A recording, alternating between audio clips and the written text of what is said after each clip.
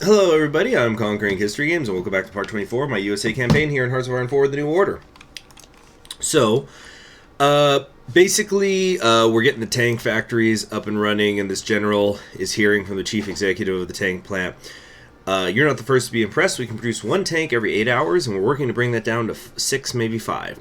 The general ran the numbers in his head. 1 tank per workday, maybe 2 or 3 at full capacity, and triple shifts, so 200 to 600 tanks a year. A ray or smile creased his face. Remarkable.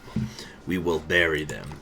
Hopefully that means triple shifts as in like 24-hour shifts with 3 different people. Because you're not going to get those same results, dude, if you just keep working somebody nonstop. The government of West Siberia wants to establish a consulate. So this is the Ural military district. I'm sorry, did I call them Siberia? I meant Serbia, of course. I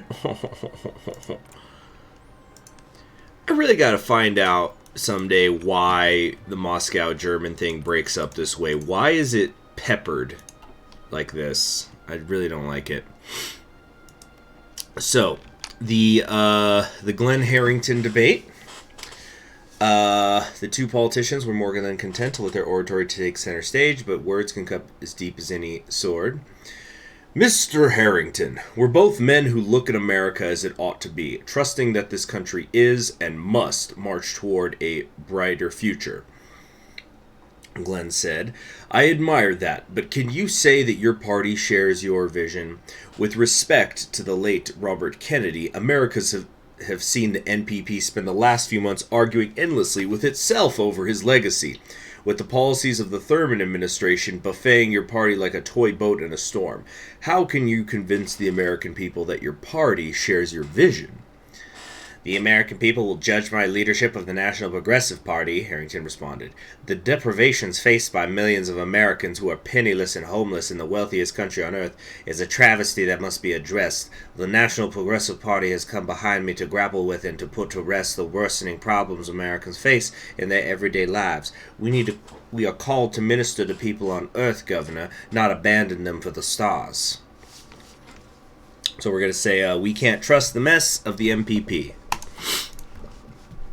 You ever go back and look at some of those earlier televised presidential debates? I'm talking about, like look at Jimmy Carter versus Ford or something. Oh, wait, we need to be campaigning. Excellent. And right now it looks like we're wrapping up the West Coast. Oh my gosh, look at it. RD. As far as the eye can see. I think are we going to sweep the nation? Michigan's a toss-up right now. Okay, let's hit the Great Lakes then. I don't think obviously we can't take all of the Senate because like there's only a third of it up every 2 years. Senate moves at a slower pace than the rest of well, I guess the Supreme Court technically would move the slowest, but let's see here. Military shipments. Yes, a little war shipment there. But yeah, go back and look at some of those older presidential debates. They're very verbose. There's less soundbite. They're not as entertaining as to use the words most people would use. I'm trying to remember which debate it was this year, because as the time of this recording, it's still 2020. But there was the primary debates, and there was also the presidential debates. But one of them, I remember, there was just no big spark up, nobody having a fit. And everyone was going, oh, this debate was boring. I'm sorry, wasn't everyone complaining at the last one that it wasn't professional? Just, some people are never happy. And I know it's not always the same people complaining, but... Okay, Fort Alcatraz. We're going to install naval artillery. Do we have to do these both to move on? Yeah. Battleship diplomacy. I just don't think we're going to be able to... Or, I don't know.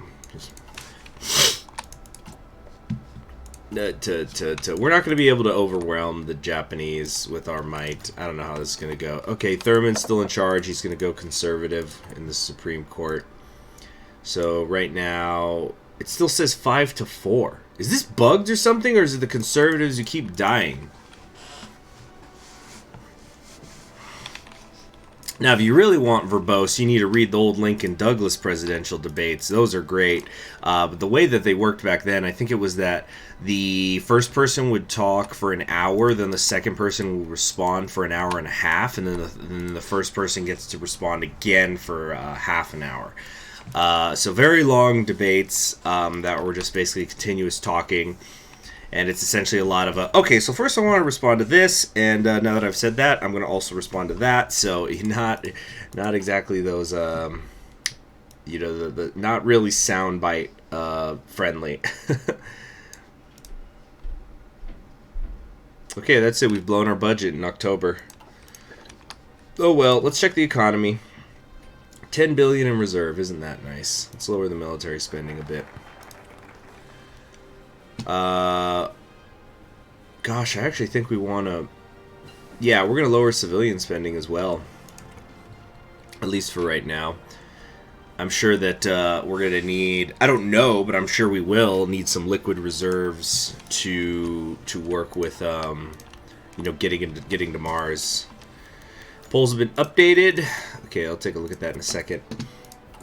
I wonder if we can go back and do some of this other stuff after we've done on to Tokyo. Like, are we going to keep this tree when Glenn takes over? Because this is the same tree we had under Bobby.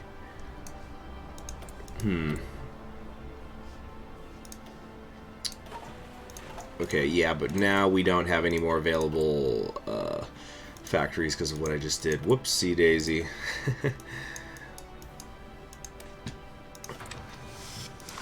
Okay, let's do some more campaigning. The polls have been updated. New England looks pretty good. The Great Plains are a bit of a toss-up right now. So's the Deep South. I'm not even bothering in the Deep South, though. Because, I don't know if it reflects here, but it's been gerrymandered. Because that's what the event said. They were specifically talking about gerrymandering in the South. You know what? New England might not be a bad idea. We might be able to swing some Senate seats up there. How's it look down here? Maine's a toss-up. We could just lock it up. No, never mind. We don't need to do that. So let's campaign. Let's do the Great Plains. That would be something, huh?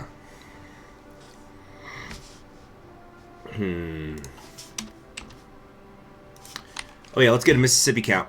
1 Mississippi, 2 Mississippi, 3 Mississippi. Yeah, we're moving.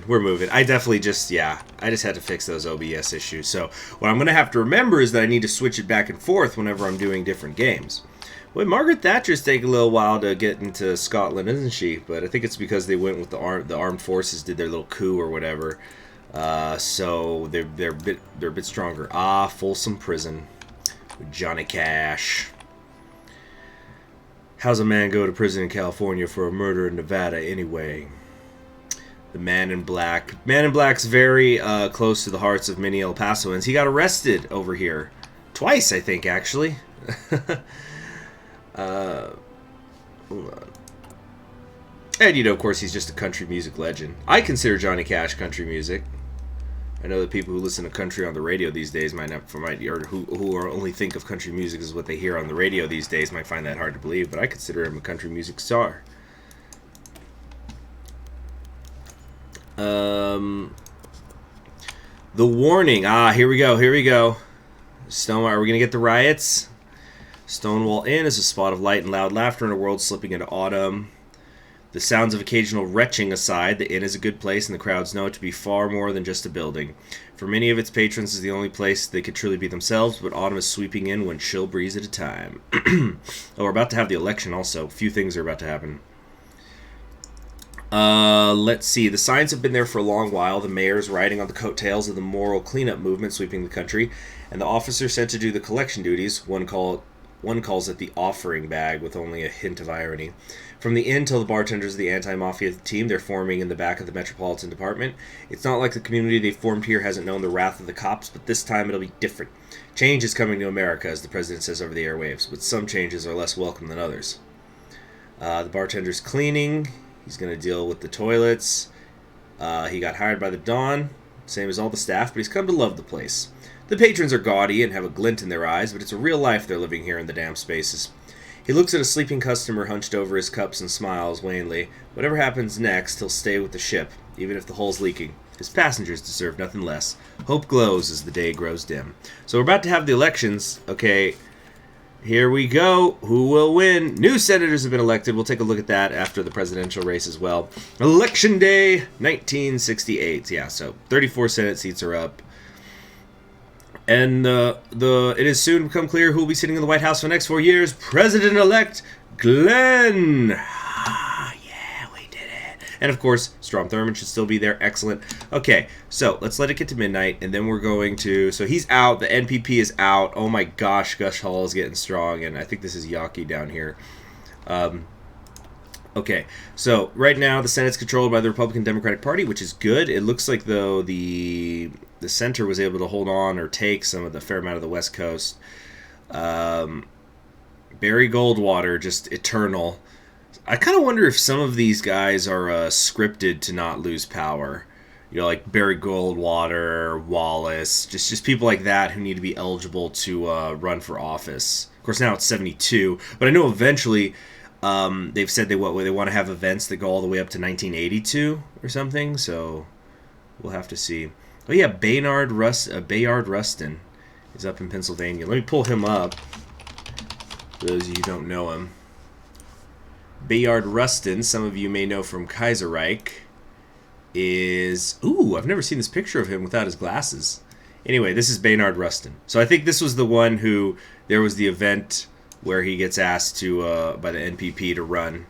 Or was that with Gus Hall? Yeah, okay, so let's look at the actual party split breakdown. We got 29 Republicans, 34 Democrats, 32 center NPP, and only 3 far-right NPP. So I think this is definitely a referendum on Strom Thurmond. I think everybody hates him. Everybody knows the game he was trying to play. They clearly know he backdoored his way into power. And the voters have clearly rejected him. Plus, the NPP got stronger. Were they at 32 before? Or they were... No, weren't they at 38? But it's like... The civil rights is here to stay. Strom has been rejected. I think he's going to have a really bad legacy as president. However, he's going to try to get the Tokyo ports back, or the ports back from the Japanese. And then maybe somebody will go visit his library that's not a racist. We'll have to see, I guess. Archangel, let's see, multi-day conference, African National Congress. Okay, so basically the meeting of the Internationale is going on over here right now. That's interesting. I wasn't aware of that being a thing. I wonder what are the long-term implications of that, because it's my understanding that, so for those of you who don't know, and honestly I myself don't truly know, but it's my understanding that there is going to be another mod called TNO 2, which is going to start in 1972. I'm sure that this mod will still go to 1982, or maybe it won't, I don't know, but 1972 is going to have like canonical people in charge. So for example, I think they're still hashing out the lore, but it's my understanding is that Zhukov reuniting Russia will be the canonical quote-unquote ending for Russia, so that's where it's going to start in 1972. So if he's forming a new internationale of some kind with this conference, that could be interesting too, because then that would imply that maybe there's at least some successful revolutionaries elsewhere in the world. I doubt it's going to be like the ANC in South Africa, or unless they try to rebuild. Maybe you could try to do a resurgence in the 80s or something, or in the late 70s. Okay, what's going on? We're surveilling the Japanese, basically. Now we can do on to Tokyo. Well, that's it. The election's over. Let's go for it. We shall... Yeah. We'll give them a chance at negotiating before we wipe the floor with them. A peaceful withdrawal of the Japanese garrisons would soothe our righteous wrath for a little while. Anyway, we shall demand a meeting with Tokyo to finally reclaim our rightful land. Nothing can stop us now. Nothing's gonna stop us. Nothing's gonna stop us. Nothing's gonna stop us now. Just tap dancing on the port of Los Angeles once we get it back. Now I wonder how this works. I wonder if there's gonna be degrees to it where it's maybe okay, status quo, give us the ports, or give us the ports and Hawaii. I don't know. And plus there's all these other islands out here. The formation of the SOC, intern, the Socialist Internationale. Yeah, so that must be from the, yeah, so that's the SOC in. Oh, it's not an actual faction yet, though, which I guess makes sense. Polls have been updated. What polls? It's over. Senate election results are in. I'm sorry, what? Didn't we just check them? Yeah, okay, I guess that was just delayed. Election season's over. Hail to the chief, whoever it may be. So there goes the presidential election stuff. It's gone now. Wait, what's this? Spying on the treaty ports. Oh, yeah, this is just, we're at the ready. Racists at the ready. Just get whoever did the voice acting for MLP, the Equestria War thing. You know, whenever you select the pony models, and like, you know, ponies at the ready. Ready to do our job, and whatnot. But just for Strom Thurmond, the army under Strom Thurmond. So it's just you come down here and you select the divisions, and it just goes, racism at the ready. Ready to, well, it's like, ready to beat peaceful protesters, sir. Also in the same accent for some reason. Let's see. I don't know. Whatever. Computing, I guess. Yeah, we can get to Glenn in this episode, I think. Less than a month to go till Inauguration Day. Also, we're about to do the Tokyo stuff. So whatever happens, happens, but I'm going to make a save file. I'm guessing there's going to be an event that pops up. Just for my own exploration, so I can know in the future what's happening. We're not going to be able to finish any of these focuses before Glenn comes into power, so we're just going to not do anything and save up the political power, because I'm sure we'll need it. January 4th, Tokyo Dome. Oh, no, that would be pretty fitting. Oh, you know what? It's a new year. Before he gets out of power, I'm sure he's going to want to send some big money out to the Far Eastern Imperial Realm. I'm really hoping those helicopters help them. Yeah. Just sending out those last-minute ones. Okay. Treaty port negotiations. It's been 20 years since the end of the war, gentlemen, President Thurmond said. A decade or so since Eisenhower tore up the Inaugurated Accords and admitted Hawaii to the Union. Now it's our turn to finish what he started. Oh, has that been mentioned before? Okay, interesting. So that's why they have Senate seats, but not really. You know what they should have? They should have, like... You should have, like, senators in exile. No, because then it's a reward. It could be a reward. Never mind. New Hampshire always just doing its own thing, isn't it? Okay. The proposal. We're going to demand negotiations over the treaty ports of San Francisco and Los Angeles. It would be the most ambitious and consequential diplomatic initiative by the United States in their lifetimes. There's no room for failure. The Japanese wouldn't simply fold. It was clear that holding ports halfway across the world, a diplomatic nightmare and impossible to secure, was increasingly unattractive. Wouldn't that imply that they would fold? It's like, they wouldn't fold because these are actually a real problem for them. Yeah. How much could America push without being pushed aside by Japan in return? It's going to take political power. We have to ensure the successful return of the ports without giving away the house to the Japanese in the process. But a few concessions here and there might be useful in making demands further down the line. Let's make history. We're going to get a new decisions category for the Honolulu Accords. There's a political power pool, which gains or loses political power depending on how much we invest. Both Japan and America will use this system. Whichever superpower invests more political power will gain all political power from the pool at the end of every clause. Wow, okay. So the more you put in, the more you might be able to win, but the more you could potentially lose. It's like a raffle when you think about it, where you can buy more tickets, and increase your chances of winning, but you also might lose more because you've done that. Well, it's a good thing then we're not using political power right now. So is the thing open? Do we got to wait a couple days or something? Here we go. The Honolulu Accords.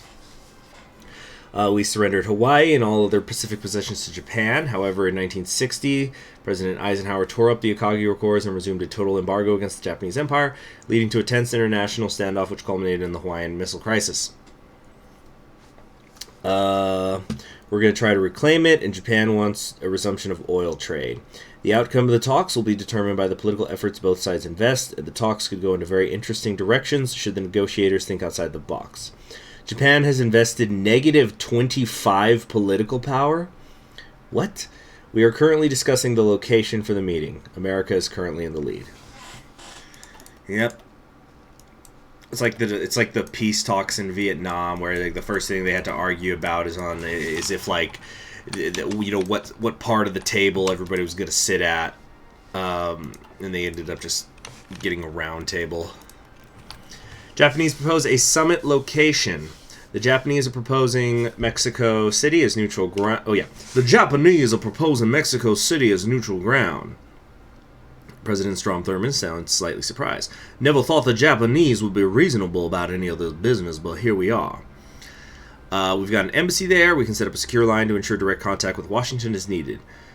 Of course, the Japanese get all the benefits as well. You know, if the Japanese are being reasonable, it might not be a bad time to push for going on one of our carriers. I'm sure the voters would love the optics. We can go for the carrier. We'll gain political power, thus losing some of our invested political power. Oh, so that's why... Okay, I get it now. I don't know. Like, maybe this could be something where we concede for now. If it's neutral, then... I don't know. I'm not sure how this mechanic works. So, you know what? Whatever's going to happen is going to happen. Like, it's not a huge deal. This is Strom Thurmond trying to secure his legacy, and it's already pretty tarnished. If he screws this up, I don't really care either way in terms of, like, the story we're telling here. But I am going to pause this just so I can kind of explore this on my own time. So I'll be right back. Okay, so we're back. Now, go for the carrier. We will lose political power investing more. We're going to take the offer here. Plus, we get the political power back into our own banks. Kind of interesting. So, in theory, I could have... I just had a thought. So, we could completely blow it here. And, well, let's see here. So, we're going to take the Japanese officer because like, this is not something we're fighting about, I think. Okay, so it goes back directly into our pool. It's not like it goes into a pool in the decision tab. So, what we could do... This is interesting. So if you were playing a United States of America campaign and you wanted to set up your next president with a lot of political power, you could completely blow the negotiations with Japan, and it goes into your political power pool, and then you end up having more political capital as the next president, which kind of makes sense because then it's like your predecessor was this huge failure, and it puts you in a better... It makes you look better automatically just coming in. I like that. I kind of like that a lot. Anyway, we're about 9 days away. The summit is set. Now comes the hard part. We better get ready for what the Japanese are going to want in exchange for giving our territory back. They want our oil, and they want access to our markets. With everything that's been going on in the sphere, can't say I blame them. President Thurmond smiled. And that gives us leverage, making history one step at a time. So they're going to want oil. Well, if you want our oil, damn it, we need anime. And I mean good quality anime. I want Akiras twice a year. Okay, so we're negotiating. The big problem is the fact that we don't trade enough. They're demanding substantial amounts of oil to make up for their recent shortages. They lack the oil reserves we have here. Why don't you trade with Indonesia? Oh, did something happen? How much oil we could give them? We can be generous and offer them the substantial oil they say they need. We can go down the middle, or we can give them a small amount. We also need to consider what the Japanese plan to use the oil for. What do you say, Mr. President? On the one hand, that oil can power a navy. On the other hand, I have no intention of getting into a shooting war with the Japanese. Give them as much as we can. That'll give us... Let's see, we'll give them a minimal amount. So when it says political power minus 50, what does that mean? Does that mean we're going to lose 50 in the pool, or...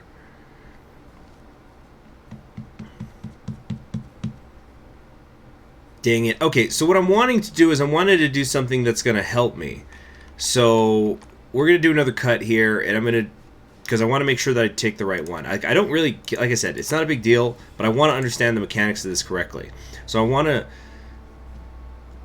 if we give them the minimal amount, is that going to invest 50 here, or is it to give as much as we can in political power plus 50 here? So be right back. Okay, we're back. So... yeah, if I say give them a minimal amount of oil, that will put 50 into this pool. I actually think we're gonna say we're only gonna give them only enough oil. Let's kind of stay in the middle. We're gonna give them the offer. Let's see if they come back with a counter offer, and we're gonna work from there. Because if I can, I want to make a big push for Hawaii. And then, I don't know how this works again, so maybe if I'll say, like, I want Hawaii, then they're going to say, well, then we want more oil. We're going to have to see how this goes. England has defeated Scotland. British unification. The important thing is not what they think of me, but what I think of them. Oh yeah, so the US-Jap talks have begun. What the heck? What is that? The knocking? Uh-oh.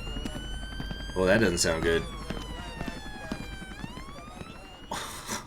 Wow, I got headphones on, so that was really right in my ear. A complete success. The trade deal has been finalized. The United States will have its ports in San Francisco and Los Angeles returned without conflict. The Empire of Japan will be given an oil grant. Oh, is that it? So we're done. That was it? I guess there was just not enough, I guess they're just, yeah, we didn't really conflict with each other. It's like, okay, neutral location and neutral amount of oil. I guess, like, if I had said too little or something, then there would have been back and forth going on. Interesting. I'm wondering if I lost my chance to pick up Hawaii. If negotiations had tensed up. But it should be Inauguration Day. Okay, wait. Terms of the trade. Our advisors are divided. We should take a hard stance on an issue and demand an end to embargoes free of conditions, while they're pointing to the massive benefits of signing a deal compared to the cost of accepting the Japanese conditions. Oh, so we can kind of blow it. We're going to say we won't let them take advantage of us. Yeah, because right now the embargo deal, the new like tariffs and stuff is definitely in their favor. We're not going to let them take advantage of us. So, oops, Japan, you fucked up. Let's try this again. Godspeed, John Glenn. All right. Yeah, he's only 46 when this happens. I think in real life he hadn't even become a senator yet. I think in real life he didn't become a senator until the 70s. So... John Glenn figured his heart had never beaten so fast or so hard in his life, as the heavy staccato rhythm threatened to pop out of his chest. In 46 years of life, he had been blessed with many momentous occasions. Flying his first combat mission over the Marshall Islands, careening towards the stars on Friendship 7, even quitting NASA after Nixon cut its funding. However, all of those life-changing events seemed trivial as a host of his countrymen stared in admiration as he slipped his hands off that pristine little Bible upon which he swore the oath of office. Now, millions keenly watched him standing in front of the Lincoln Memorial to hear his first words as president, words that would define the fate of his country and possibly all of mankind. Today we as a nation are brought together not to celebrate the victory of a man, but of a movement and an idea. We celebrate the idea that our homeland is indeed a great society, one unsullied by war or autocracy or depression. We celebrate and reaffirm our dedication to freedom, democracy, and the self-determination of all peoples. To make our celebrated ideals into appreciable ones, we must begin anew as a people, just as the world begins anew with the changing of the age and the passing of the generational torch. This new page of human history has brought with it many innovations and yet more uncertainties. From these innovations have spawned both terrors and wonders, some of which with the potential to truly save mankind, and yet others with the capability to destroy it. To truly be a great and freedom-loving society, we must not appreciate those creations of man that implants a balance of terror upon the whole of the species.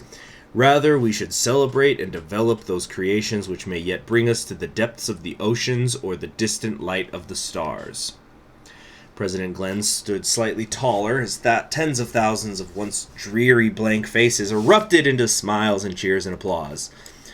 Through 149 combat missions, 3 trips to space, 2 governorships of Ohio, and a presidential election, he had followed the tides and turns of his life and his country. Now it seemed his solemn God-given duty to let his country follow him. Ex nihilo ad astra. And there he is. So, see you later, Strom Thurmond. We're going to have to update the thumbnail again. Let's read this inauguration event, and then in the next episode we'll do his bio and stuff. So, John Glenn inaugurated as President of the United States. The Republicans today celebrate their return to power, with former astronaut John Glenn securing victory over the incumbent National Progressive Party to become the next president. In his inauguration speech, Glenn praised the unique spirit of the American people, encouraging all Americans to dare to dream big and strive for greatness. The first American in orbit, it would seem Mr. Glenn's heart never truly left the great beyond. He has vowed to push America forward in the space race, promising massive funding increases to NASA, and elaborated on extravagant mission plans to once and for all put America ahead of the fascists in the realm above. Critics call him an idealist who intends to throw away money on unnecessary passion projects, but many others cheer on his bold vision and hope that he might usher America and the world into a new age of science. May they boldly go where none have gone before. All right, so that's it. Next episode, we're going to read his bio. We're going to look at his focus tree. We're going to also do these Tokyo things. So, things kind of stagnated a little bit there, I will admit. A lot of that was just because of the speed of the game, but it's like that in Russia. Like right now, if we were playing in Russia, we'd probably be a little bit bored at the moment while we're waiting for the unification deadline to pass. Actually, it has just passed, so we're about to see these people go at it. But we're John Glenn. This was always the end goal. I have no idea how he works other than I've heard he can go to Mars, and I've also heard one other thing, which I'll talk about next time. I'm Conquering History Games. I'm very excited, and I'll see you next time.